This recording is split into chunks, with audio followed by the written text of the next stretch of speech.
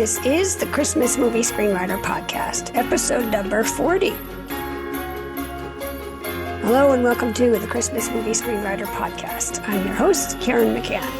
The Christmas Movie Screenwriter is a podcast about writing, producing, directing, and selling Christmas movies. You can find a transcript, show notes, and an action checklist on my website. Just go to www.christmasmoviescreenwriter and look for this episode, which is number 40. A quick few words about what I'm working on.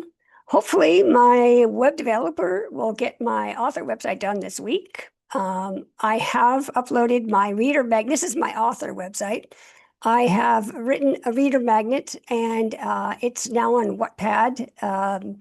It's called The Emperor's Curse, or you could look up under my name, Karen McCann, C-A-R-Y-N, Karen McCann. And I'm also still working on my Christmas script rewrite. And I'm very motivated to adapt it into a novella. More about that when you listen to this interview. And now, here is the interview. Now, today is an interesting interview because I have a return guest, Aaron Rodman, who was on episode number 10, Success Tactics, Christmas Screenwriter's Essential Guide, and my first dual interview and my first TV series interview. So here are the guests' backgrounds, and let's begin. Aaron Rodman is the executive producer, creator, and co-showrunner of 12 Dates Till Christmas, Hallmark's first Christmas rom-com limited series. She's written 7 movies for Hallmark, including the GLAAD-nominated Christmas House franchise. Aaron also adapted The Mascot for Amblin, Markplot Productions, and American High, and recently sold a female comedy that was featured on the 2019 Blacklist. Aaron has also been a story analyst for Disney, Fox, Amblin, and Paramount. She has taught at DePaul University's LA Film Program. Aaron has an MFA in screenwriting from Loyola Marymount University and a master's degree in film and television theory from the University of Glasgow in Scotland. Dava Avena is the executive producer and co-showrunner of 12 Dates Till Christmas. She is a Latina TV writer focusing mainly in the 11-hour dramedy world.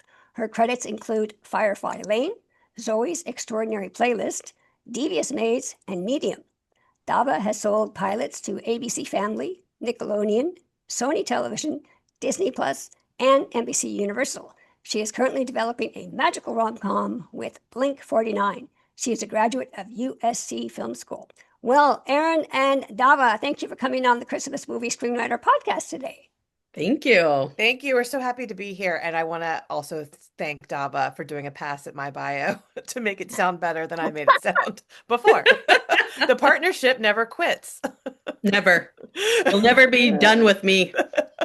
Good. Well, as I said earlier, this is a triple whammy. You know, my first dual interview, my first return podcast, Aaron, and my first interview regarding a TV series, and this is quite exciting. So let's jump into it. Let's start with a transition to series.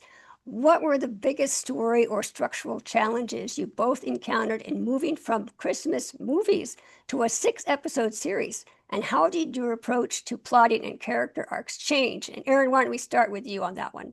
Well, I have written so many movies for Hallmark at this point that I'm really used to the 9-act structure for their feature TV movie scripts. And this was an entirely different structure. And within each episode, there's act breaks. And then overall for the whole series, there's journeys that each character has to take, set pieces that needs to exist in every episode to keep it exciting and to keep the audience engaged. So it was really about forgetting the structure of the movies and taking all the stuff you'd put in a movie and times 3. So it was bigger set. It was a challenge to come up with bigger set pieces, more character beats, so that each character's journey felt really rich and complete over 6 episodes. And luckily we had a concept that felt like it was full and rich enough to mine all of these things from it. I think in a situation like this, you need that strong idea to give you a world to draw from. But I'd say that, and this is where Dava was the best partner a girl could have, was really about determining a structural apparatus to guide us through all 6 episodes. And that's the big difference from a 2-hour TV movie. I'll Bella? jump in now. Well, obviously Jenny Bayless's novel, The 12 Dates of Christmas, was the Bible that we, Right, right. kept on coming back to and gave us a structure of a full season of Okay. television. I have never written t Christmas movies. I am purely a television writer. So for me, it wasn't a big change. I just looked at it as I would look at any season of television and broke it up into episodes and used the book. But then, Aaron and I and the rest of our amazing writing staff um, Mm. came in with different set pieces, as Aaron said, and, made sure that each episode had, its wow moment. And then most important is to end on that little bit of a cliffhanger of like, Right. make sure that people come back for the next episode. Yeah. Well, let's talk about adapting a novel. How do you approach adapting Jenny Bayless's novel for television, and what were your main considerations for what to keep, condense, or expand when converting it to a series format?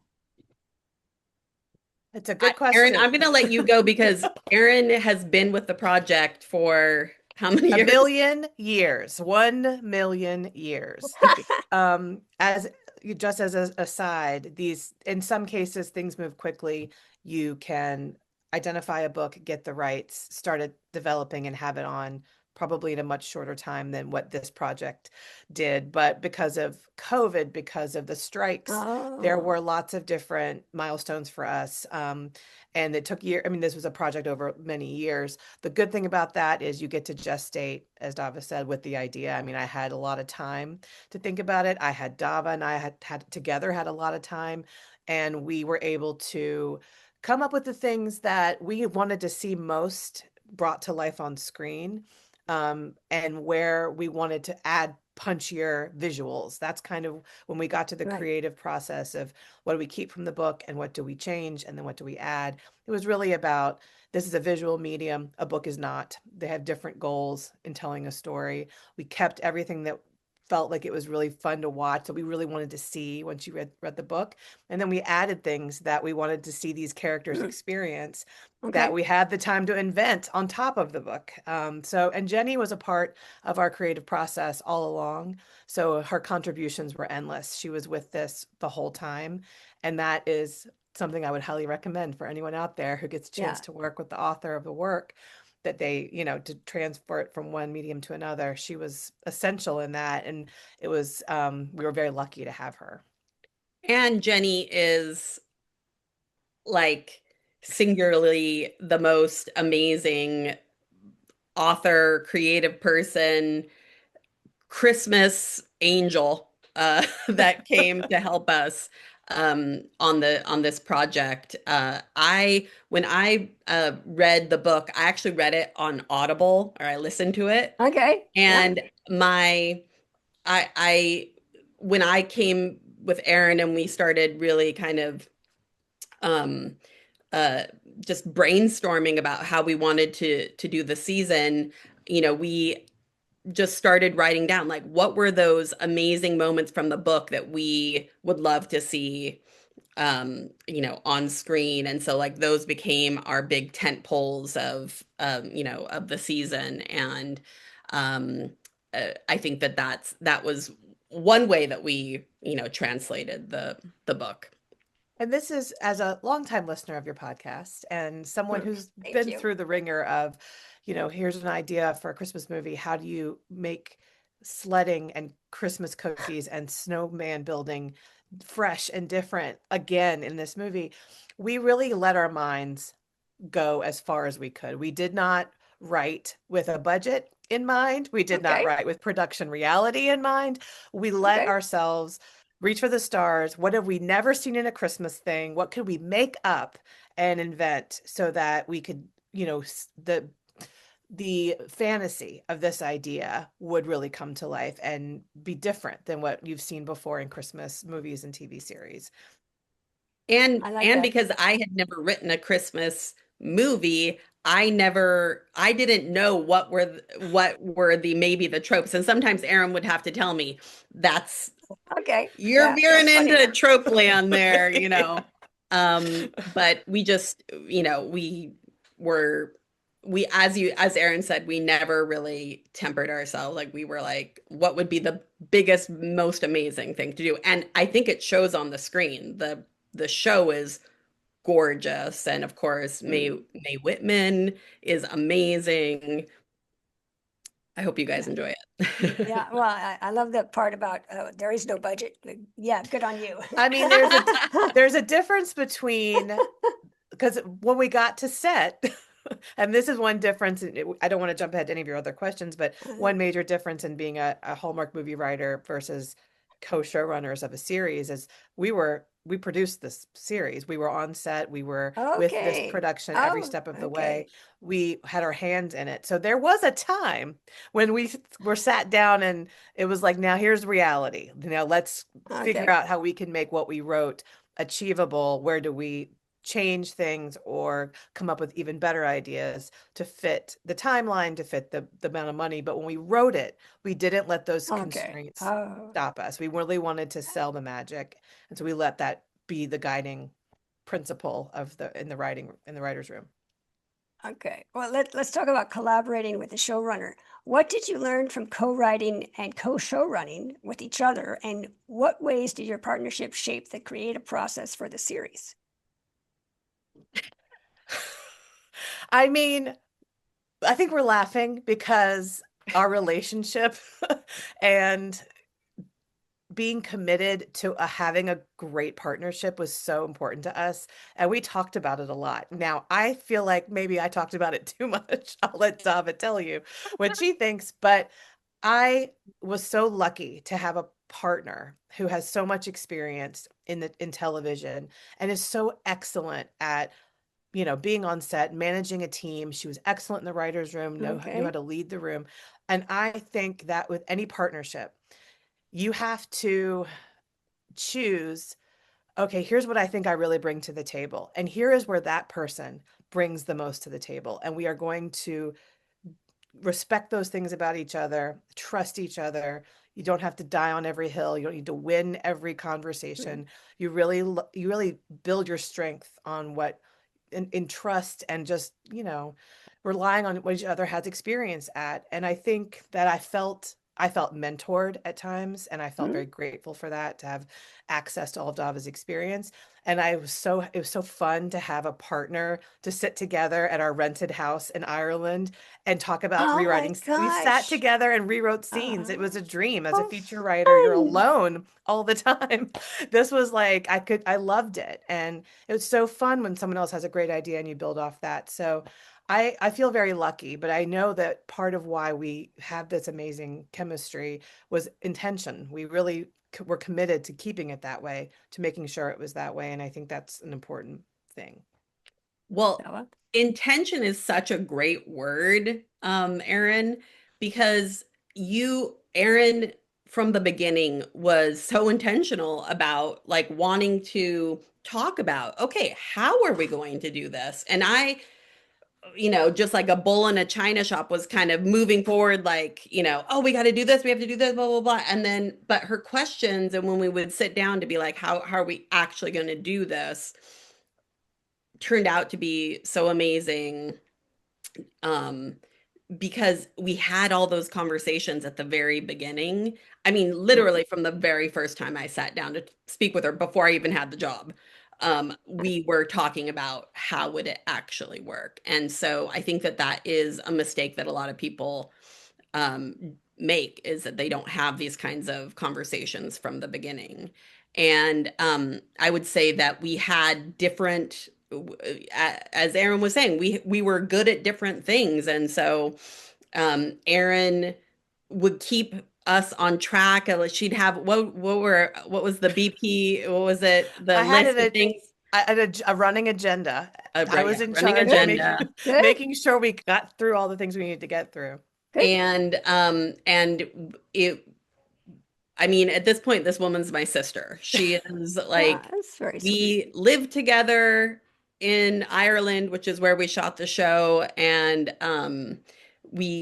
she drove me around Ireland on the other side of this That's road. hard. She was It's amazing brave. driver as well. I only But hit a few branches and rocks sometimes. just a couple. What I mean, but But it I was, think yeah, I really do believe that we both wanted to have a good experience. Yeah. This was not a jockeying for power. This was really Uh, wanted to have a great experience, be great bosses to everybody, be good collaborators with everyone on set, with all of our actors. We wanted to make Hallmark happy so that they would have enthusiasm for this and enjoy it as much as we did. The process itself, you have control over how nice you make that process. So if yeah, you decide communications are going to be friendly and we're going to give each other grace and we're going to be patient, we're going to tell the truth and we're going to trust each other. And that was not just, it was us, but it was also, we kind of built that around us too. It creates a whole different experience. And I think it's really yeah. hard to make a cheerful, romantic project with everybody's Yeah. unhappy. Yeah. So Yeah. it's an important thing. I think you just sparked a new Christmas idea for the next script. Two writers in Ireland in a room tearing at each other's throats, and it turns into a love story. See, Well, someone run with that idea. Run with that I idea. do I really do think though, I mean, I may never have this experience again. Dava's a seasoned TV writer. She'll be this is one of the many TV experiences she's had. For me, it's my only one so far. It may never happen again. And I just feel like I don't know that you can top it, in terms of Mm, the kind of collaboration that we had. So that's Aaron very keeps sweet. on saying that. I don't know if it's ever going to happen again. It will. Yay. Amen. Amen. Well, Yeah. let's talk about maintaining Christmas spirit. And, maybe this will launch another series. How do you maintain the magical Christmas movie feeling and momentum over 6 episodes as opposed to a single TV movie? Now, I think you mentioned earlier something about cliffhangers. Yes, well, at the end of every episode, we would want to end it on something that it wouldn't necessarily be like a full-on cliffhanger, but it would be like, oh, what's going to happen next? Right, We right. wanted the audience to be leaning in and being like, wanting to stay for the next episode or tuning in next week to see the next 2 episodes because they're premiering in two episode blocks. I Hmm, also think, for the genre, and this we run into this with Hallmark movies as well.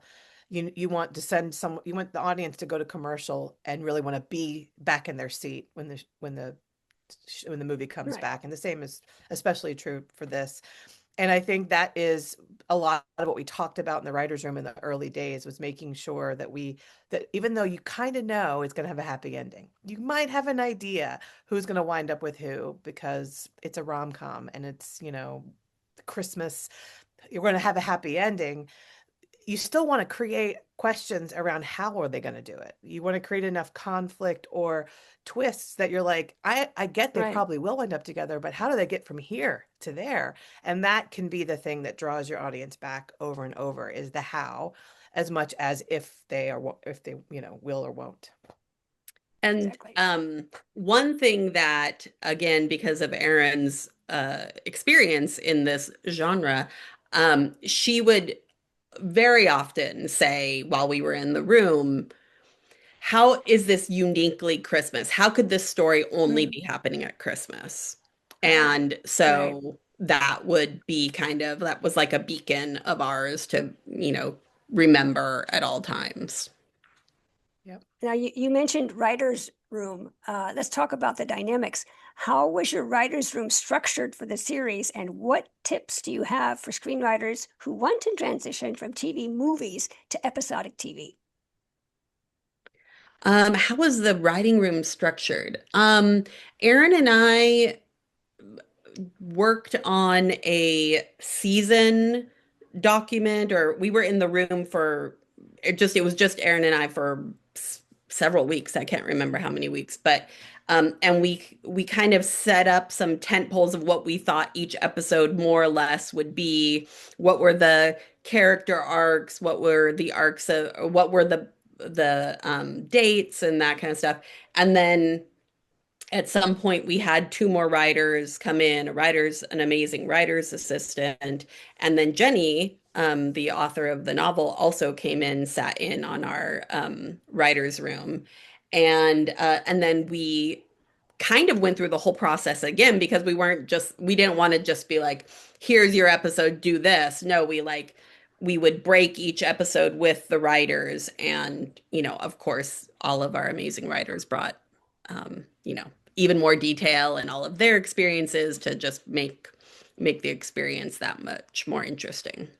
I mean, the writer's room really becomes a safe space, and that is something that we intentionally created so that everyone could be very open. There's a lot of what drives a dramedy or a romance drama Christmas is a sentiment and emotion and the characters' emotional journeys, and so it's helpful in this space for everyone to be able to share personal experiences and insights that help guide some of keeping our characters' experiences grounded, is rooting them in something real that one of us shared. And I counted on Dava a lot to, because she's been in other rooms, she's run other rooms, to really know how to lead. And sometimes I would just talk a long time, and I think that is that, and then I would just be like, "Can we do something with that?" But Dava had a much more of an ability and like a second nature to understand how to keep us on track, when to take breaks, when to shift, to a different topic, when to, just kind of how to keep all these minds working over the course of an 8 to 10 hour day on Zoom, hour after hour, and keep it feeling productive. So I learned a lot. I would have really struggled, I think, to do that by myself. And I appreciated that, that group think that prevents some of the fatigue. I mean, as a feature writer, sometimes I just find myself writing a scene and I'm like, I don't care about this anymore. I just want to get this over with and turn it in. And it's so helpful when you're in a group of writers to have other people to pick up the ball and keep going when you're tired. I Yeah. love being in the writer's room. It is so much fun. And maybe that's why I've never done features at this point, because it's like I love being with other writers, and the group think is so much stronger than, I could do by myself. And so it's my preferred Were the six medium. episodes written in Los Angeles or did you have to work remotely? Well, I believe all of our writers were in LA, but we met over Zoom. But we Okay. wrote it all before we shot. So Okay. Yeah, that was we right. finished all 6 episodes and then went off to make them. So we had the benefit of not having to carry two jobs at once. We weren't Yeah. producing Yeah. Oh, yeah. fully Yeah. on set yet. Weren't even in prep really. So that was Wow. good. I don't know how we could have done more than what we Yeah. did. No, no, your schedule's it's Yeah. crazy. Let's talk about book to screen insights. Were there any plot points or characters from the book that surprised you, either in the changes required for TV or how they resonated as scripts? Well, I have two thoughts on this that can come to mind right away. One is that the beauty of doing this as a series and not a movie is we got to kind of make it an ensemble. There's a very Yeah. clear Okay. A storyline, which is it's called The 12 Dates. It is about a girl going on 12 dates, and it is about those dates. But we were able to build out of necessity, and also this is what the medium asks for. All the other characters had their own journeys, their own emotional challenges and growth. And that was really fun just to have the space and the real estate to do that. And that's something you don't always have time for in a 2 hour Right. movie. The other thing that comes to mind is that in the book, the main character's mother is referenced twice. She's on the phone. You never see her. You don't know her name. She's not really a thing. But we made her a full, huge part of the story. We got an Good. incredible Good. actress to play her. And we have, that's the part that comes to mind is like the big thing we really contributed. And she becomes a catalyst for so many of the other characters Neat. and a really important part of the fabric of the show. And that, the expanding of the mom character, to me, when I read the book, it was so obvious to me that who the character was, the main character was in reaction to who her mother was. Huh. that it seemed like, oh, if we want to tell Kate's story, Kate's mom's a big part of the story, even though she was only Yeah. in the book twice. Kate Huh. is who she is because of the mom that she had. Right. And Right. so that part, was expanded quite a bit. And then Aaron, was Drew a part of the book? I can't So even there remember was a character. we've been with it for so long we forget what was the book and what So was the there's one of the dates she goes on in the book, one of the 12 dates is a guy named Drew who is a gay man who she gets paired up with, and it's an accident and they just become friends. Well, we took Drew and made Drew the founder of the whole 12 dates program and created a Huh. whole different character around Drew. And she is the guide. She's basically the Christmas love fairy who guides Kate through her whole journey, is like a godmother, like really believes that she's going to help Kate on this journey, help her find love, that she's really giving advice and she's really shaping the experience for her. And that was something we invented, kind of Oh, neat. transmogrified Neat. something from the book into the show. And in both the cases of Kate's mother, who Jenny had a name for, even though it wasn't in the book. Her name is Delilah, so that's the character's name, and that came from Jenny. She had the whole character in her head. She just didn't have it on the page as much.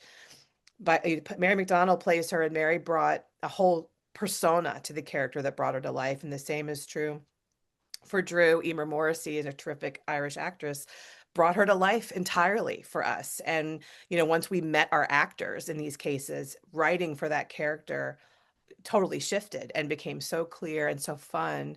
And it really made a difference in both cases. Yeah, Emer just brought the character of Drew to life and added a huge part of the show. This Christmas person who, Christmas Cupid, Mhm.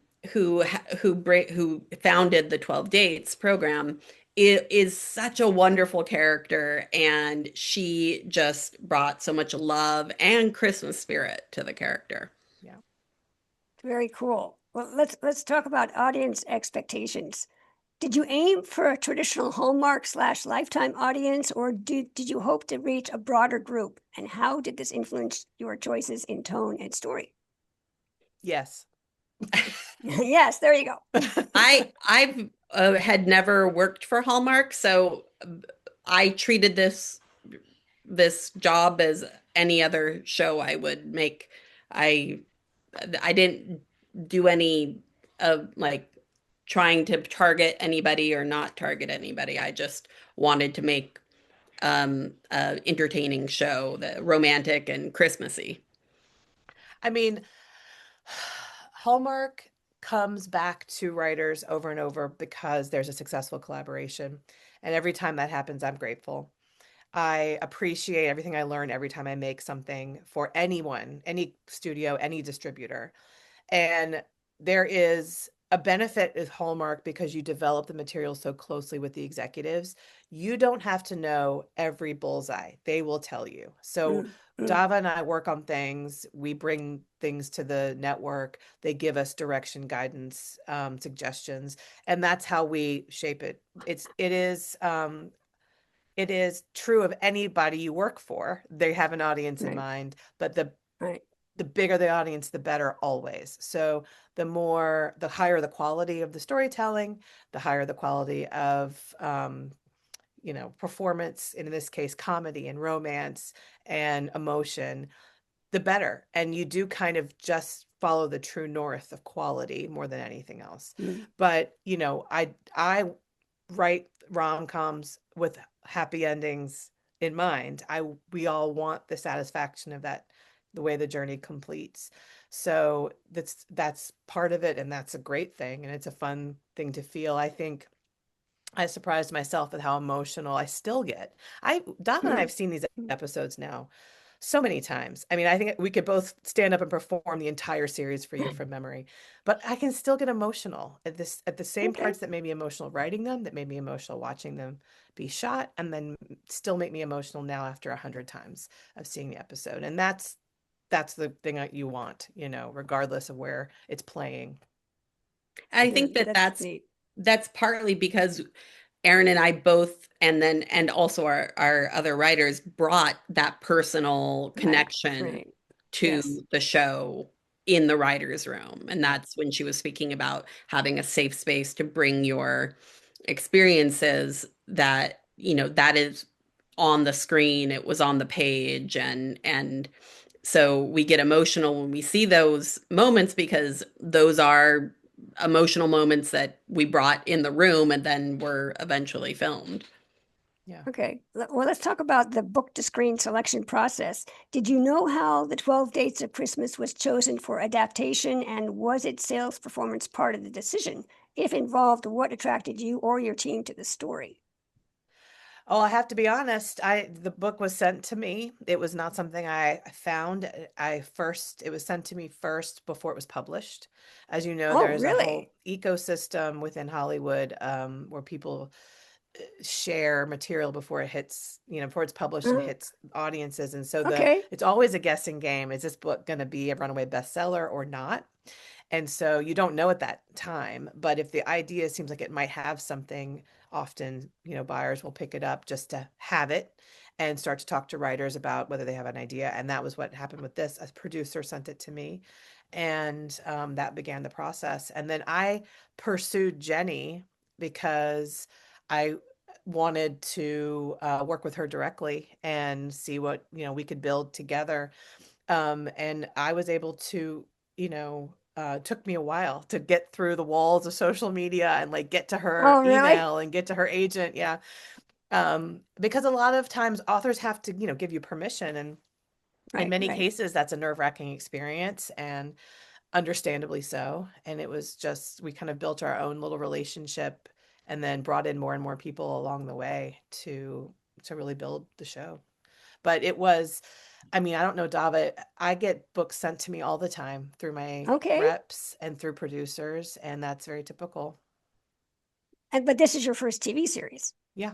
And okay. But like, I've adapted books before. One of the Hallmark movies I wrote was an adaptation. The movie I wrote for Oh, Amblin was an okay. adaptation. Okay. It's IP, intellectual property still kind of reigns in many ways. And so the Right. great thing about, having some connections in Hollywood or some relationships is that people will send you something. They'll be like, but they'll send it to like 10 people and say, do any of you have an idea for this? Oh, And in this oh, case, okay. I really felt a connection to the material, felt a connection to the author, and then we went from there. Because Jenny has at least 10 Christmas novels, I think. She has a lot. And so the producer sent you one, Yes. and you just said, it rings with me, it rings Yeah. true. I want to pursue this as a producer and as a writer. Well, yes. I mean, the deal I made with Jenny was kind of like, let's put our heads together and see who we want to work with. Instead of once you connect, and I've done this since then. I've read books that were published that I just found on a shelf somewhere and reached out to the author. And sometimes it does not yield a Yeah, connection, and sometimes it does. You never know, but it is that basic. I mean, like, right. you can just come to someone and say, hey, this is what I've done. You can Google me.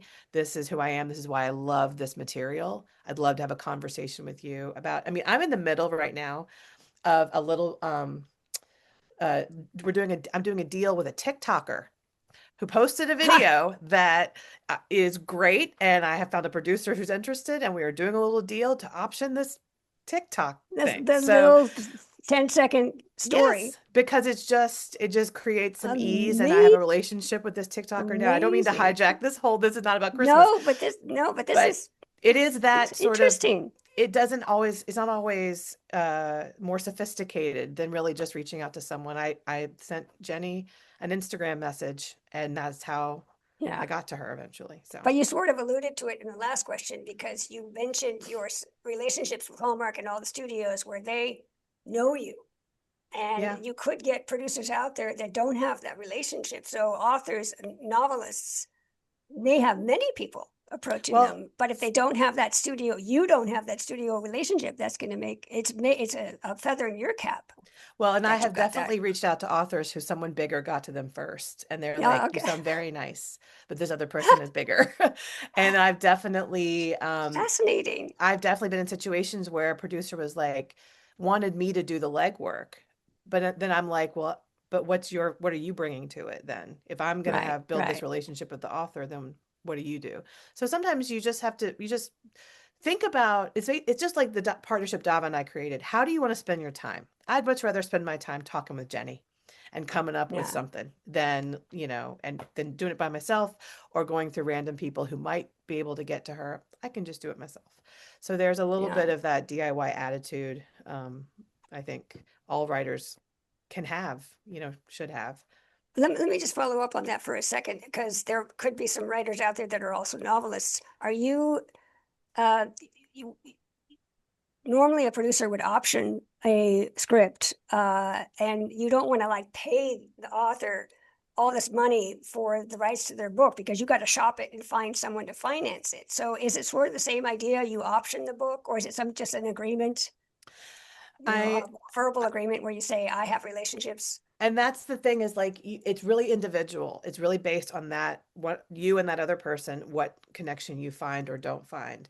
With Jenny, I said it was kind of the equivalent of a shopping agreement, which is also what I'm doing with the TikToker, which is no money's exchanging hands, but I'm Right, claiming this with your permission right, and I'm going to go do all the work now. But and if I make some money, you will too. But if you right, like me and right. trust me, throw in with me and I will go find the good producers. I will go find our good buyers. And that's what I did with Jenny too. I was like, if you have any, if you like me, you want to take this Yeah, leap, then, let's commit together to doing this together. And there's some trust in that.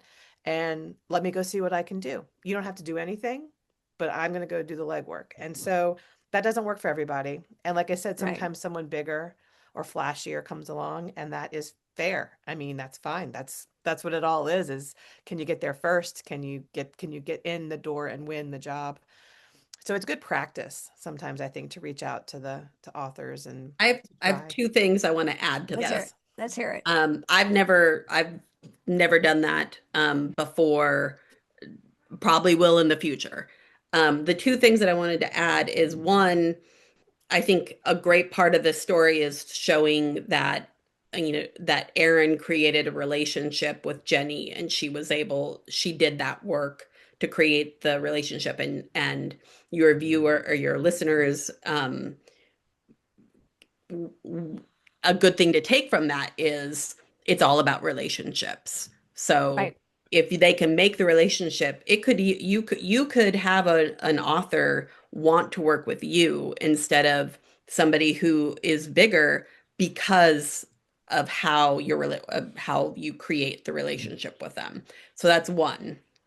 And then the second thing is, again, have never done this before, but from what I am seeing with what Erin has done and what I've seen a lot of other people do is, if you were to say, "Oh, I love this book," and then you get a producer to make the deal with the novelist, they don't really need you. Oh, At any yeah. point, you can be not useful anymore, and then they Right. can just find somebody else. So I think Erin was really smart to make the deal between her and Jenny so that Yeah. her and Yeah. Jenny were a team going around, and who was lucky enough to get them as a studio, or who was lucky Right. enough to buy the rights to the idea. And what I realize now is that I was acting like a producer myself. Yes. And that is what Dava and I just did. We just produced a TV series. And so now had a little shift in thinking of I can't do all things established producers can do. I don't know how. I don't have as much experience, but there are things that I can do. And there are things that I trust myself the most for. And that is, that's been kind of a shift is that little bit of like Dava just said. I trust myself to build a relationship with someone else. I know be really honest, be really transparent, help guide this other Right. person through the process, I know how to do that. And so I trust myself to do that. And we can choose together who the producers are. But Dava makes a really good point. It really is, to preserve my own claim on the material. But it's also because I'm kind Right. of thinking of us as producers now. Like Dava and I could produce another show, and I would not have said that a year and a half ago about myself. I would have said about Dava. Yeah. Yeah. So that's a It's whole a new whole new thing that world. came with this experience too. Now let's talk about adapting your work, and then I'm going to ask a question about that. Are either of you interested in adapting one of your screenplays into a novel? Into a novel. Ooh, I have a pilot that I wrote called Lola's Catering, and I wrote it a million years ago. And it still gets me meetings to this day. People still love it, but it just hasn't found the right place um, on television yet. And so that if I were to make anything, write a novel, I would try to do that for Lola's Catering. It's just that I've been writing screenplays for so long, and in screenplays, you want to try to s- get the most across with the least amount of Right. words. Right. Right. And when I have tried to sit down to write prose, I'm like, this is taking too many words. And so I would love to do that, but it is a real switch in your Yeah. mind. And so Yeah. I would really need to dedicate myself into learning that craft. I feel the same Aaron? way. It feels like the thing that 12 Dates, the series, I mean, it was a novel first, and now it's a series. And one of the great things about Jenny is she always was completely accepting of the fact that the book is different than the adaptation, than any other, every Right. iteration is its own thing. Now I wish I could do three more seasons of 12 Dates. So once you build a world and you can see how big it can Right. be and how much more there is, Right. that's the thing that would excite me about doing a novel, is just the expansiveness of it. But the same exact thing, the thought of that many words and having to organize them Mhm. seems, Yeah. that's a mountain I don't know how to climb, but it would be very cool to be Uh, able to do that. And we've been okay. taught so often in screenwriting, you can't say how you feel or what you're thinking, you have Right. to show, Right. Right. right? And but in novels, it's the opposite. You Yeah. can say Yeah. the person is thinking about this. You can see this is how you can say this is how they feel. And so they're two totally different things. Yeah. You mentioned something earlier, Aaron, about the producer came to you years ago with this unpublished manuscript, or it. Obviously, Jenny is a best-selling author. She has a track record. She's done a dozen, at least, Christmas novels. Isn't it funny that everyone and their mother has a screenplay, but producers are going after TikTok people 30-second clips or unpublished manuscripts. So maybe that's a lesson, to Yeah. screenwriters that might maybe there I know maybe it won't work unless you're a best-selling author, but uh, IP seems to be king. Well, this was Jenny's first book and it hadn't been Oh, published yet. it was her first. She literally has been shot out of a cannon. I mean, Karen, she's worth interviewing herself because she lived Okay. a whole life and had a whole career before she turned to writing. And then her first book was this. And Wow. then, like it's just been this one after another, this parade of great, successful Christmas stories. And she's so good at it. She seems like a well that has no bottom. And I got, Huh. like I said, people send writers, screenwriters manuscripts all the time. And this one had a title and a concept that felt very alive to me and very different. And she was unknown, so that makes the book maybe easier to get and cheaper. Now, that might not be the case with Interesting. Jenny's work. Yeah. Yeah. At the Yeah. time, she Yeah. was really new to everything. And I was also like, imagine her surprise when she opens her Instagram and there's me being like, "Hello, can I take over your work?" And whatever. So it's a lot's happened in the years since then, but yeah, I think you can't, you don't lose by shooting your shot. You don't lose Yeah. by reaching out to someone, anyone. I've reached out to screenwriters on social media just to say I like your work, without Right. even an agenda. And you never know what can Yeah. spark from things like that. Same with novelists, with things like that. I would just, the one little caveat that I'll put out there is that that was the manuscript was sent to Aaron through an actual producer through the correct means. Like you Yes. people should at home who have scripts or manuscripts shouldn't send them to Right. Right. Right. authors or Right. screenwriters. Yeah. Right. Thank Yeah. you for that. That's exactly right, Dov. It came to me through a producer who went on to become a Hallmark executive. Oh, well, wow, the virtuous circle. And so good on you. You've got That solid was just gold, both of luck. you. I mean, we were Solid gonna, gold yeah, relations, yeah. both of you. But now, my last question is about advice for screenwriters. What's your best advice for screenwriters who want to work in holiday series or make a leap into episodic TV? I mean, Dava will have the wisdom about TV. I will say for Christmas, as Karen knows, I've said this before on this podcast, the script that got me a job at Hallmark working on Christmas movies was not about Christmas, and it was R-rated. So I say write your best work, write ideas, write scripts that you know you're the right person to tell those stories. Your voice, your ability will show on the page. It doesn't have to necessarily be Hmm, something you would sell that they would make. It can be something else. That said, if you have a great idea for Christmas, write it. Don't worry about nine yeah, act structure. Write it in three act or nine act. Your job isn't to guess exactly what they want. Your job is to do what you're good at as a writer and let right. them see that skill and bring it to their work at the channel, at Lifetime, at Hallmark, or wherever. So the best true north you can have is to work on your own great ideas, on your voice, telling whatever kind of stories you want to tell.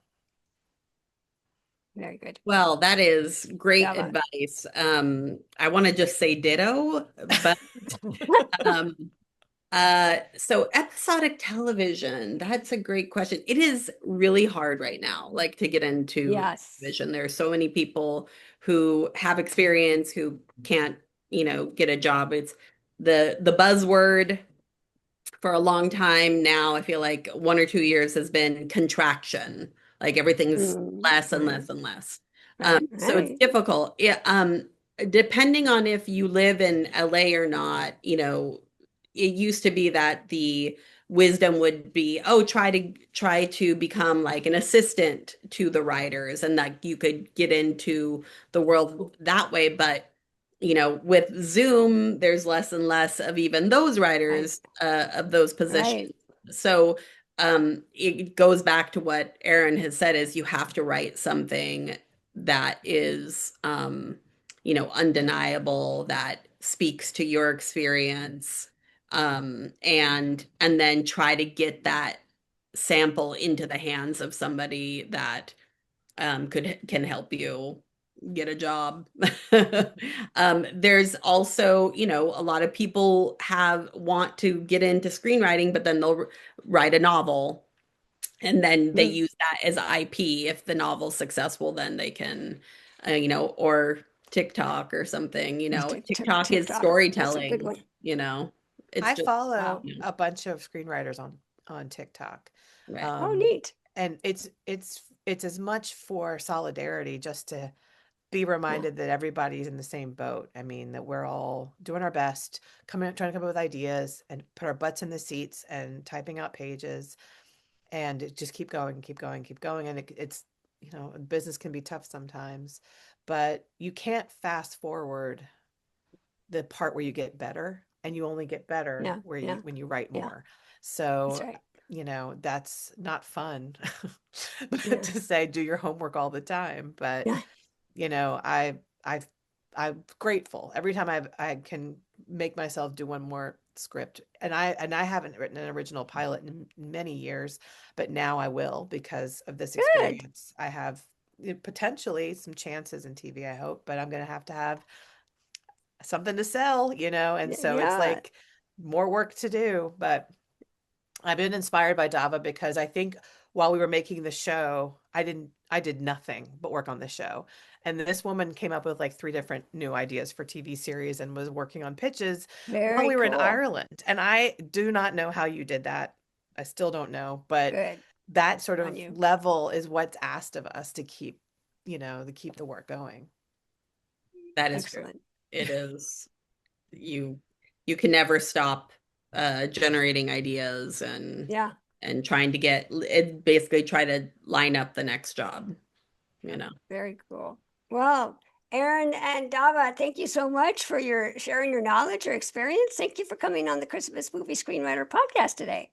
Oh my Thank God, thank you. you so much. Thank you for having us. Yes. And now for my action checklist, I have 4 items from my interview with Erin and Dava.